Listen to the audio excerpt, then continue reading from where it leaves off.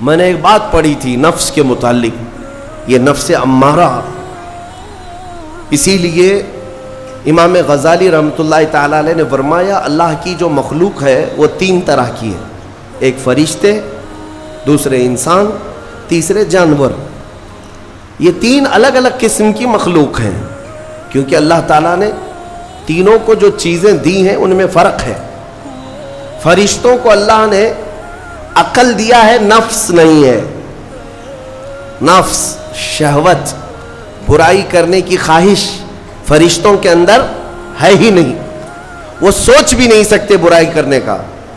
فرشتوں کو اللہ نے عقل دیا ہے، اور عقل عزت والی چیز ہے۔ اور جانوروں کو اللہ نے نفس دیا ہے، عقل نہیں، عقل والے نہیں ہیں جانور، عقل والے نہیں، لیکن نفس ہے، شہوت ہے، شہوت بھی ہے، نفس بھی۔ لیکن انسان ایک ایسی مخلوق ہے جسے اللہ نے عقل بھی دیا ہے، نفس بھی دیا۔ مطلب یہ ہے کہ تمہیں اللہ نے ایک چیز فرشتوں والی دی ہے، ایک چیز جانوروں والی بھی دی ہے، دونوں تمہارے اندر ہے، عقل بھی ہے، نفس بھی ہے۔ لیکن امام غزالی فرماتے ہیں توجہ، جو بندہ نفس ہونے کے باوجود گناہوں سے اپنے آپ کو بچا لیا، وہ بندہ فرشتوں سے بھی افضل ہے۔ کیوں؟ فرشتے اس لیے بچے ہوئے ہیں کہ ان کے پاس نفس ہے ہی نہیں، اور تم بچ رہے ہو تو کمال کی بات ہے، نفس ہوتے ہوئے بھی گناہ سے بچ گیا تو اس انسان کا مقام فرشتوں سے بھی اعلیٰ ہے۔ لیکن ساتھ ہی امام غزالی یہ بھی فرماتے ہیں عقل ہونے کے باوجود اگر گناہوں سے نہیں بچتا تو پھر وہ جانوروں سے زیادہ ذلیل ہے، کتے اور خنزیر سے بھی گیا گزرا ہے، کیونکہ جانور تو بیچارہ معذور ہے، اسے عقل نہیں ہے، نفس ہے۔ تمہارے پاس عقل ہے، اس کے باوجود حرام کاریاں کر رہے ہو تو جانوروں سے زیادہ گر گئے۔ فیصلہ تمہارے ہاتھ میں ہے کہ تم کون سی زندگی گزارنا چاہتے ہو، کون سی، کہ تم نفس کے پجاری بن جاؤ یا عقل کا صحیح استعمال کر کے فرشتوں والی صفات پر عمل کرو۔ عزیزان گرامی وقار، نفس اور عقل یہ جو دو چیزیں ہیں، ان کو میں آپ کے سامنے تھوڑا سا کھول کر کے عرض کرتا ہوں۔ عقل جو ہے عزت والی چیز ہے، جسے بھی دی گئی ہے وہ عزت والا ہے۔ کیوں عزت والی ہے یہ عقل؟ پوری دنیا میں عقل کا ہی تو کمال ہے، جس کے پاس عقل ہے وہ بادشاہ ہے، جس کے پاس عقل ہے وہ لوگوں کو ہانکتا ہے، پوری دنیا کو ادھر سے ادھر کر سکتا ہے۔ عقل اور نفس جو ہے، نفس برائیوں کی طرف بلانے والا، عیاشی کی دعوت دینے والا، موج مستی کرانے والا اور اپنے آپ کو تباہ کروانے والا۔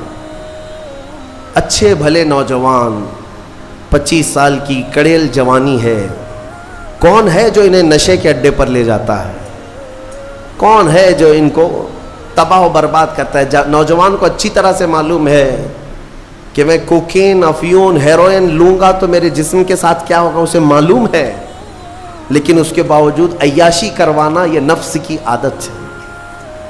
کسی کے اوپر نفس غالب آتا ہے، کسی کے اوپر عقل غالب آتی ہے۔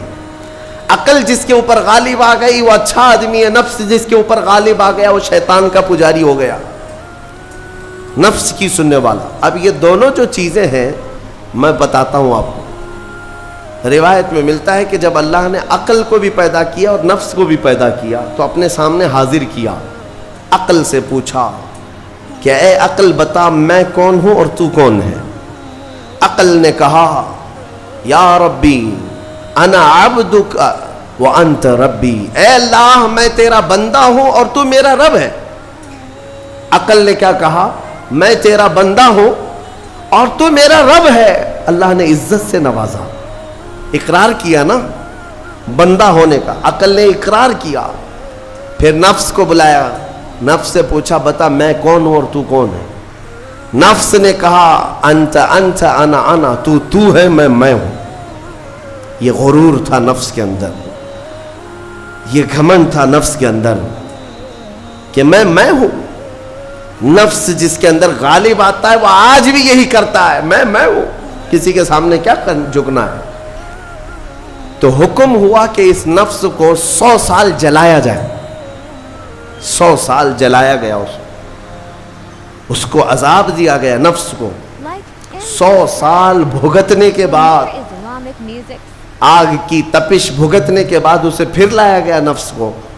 اللہ تعالیٰ نے پوچھا اے نفس بتا میں کون ہوں اور تو کون ہے؟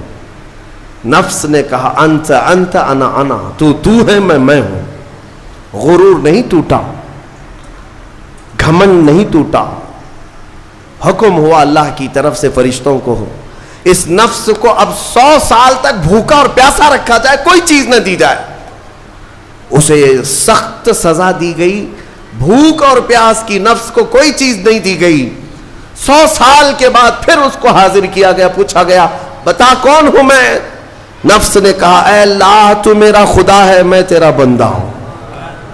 فرمایا بزرگوں نے کہ نفس کو اگر کوئی جھکا سکتا ہے تو وہ بھوک ہے, اسی لیے مولا نے رمضان کے روزے تم پر فرض فرمایا. نفس کو جھکا سکتے ہو, نفس کو کنٹرول میں لا سکتے ہو تو بھوک کے ذریعے سے.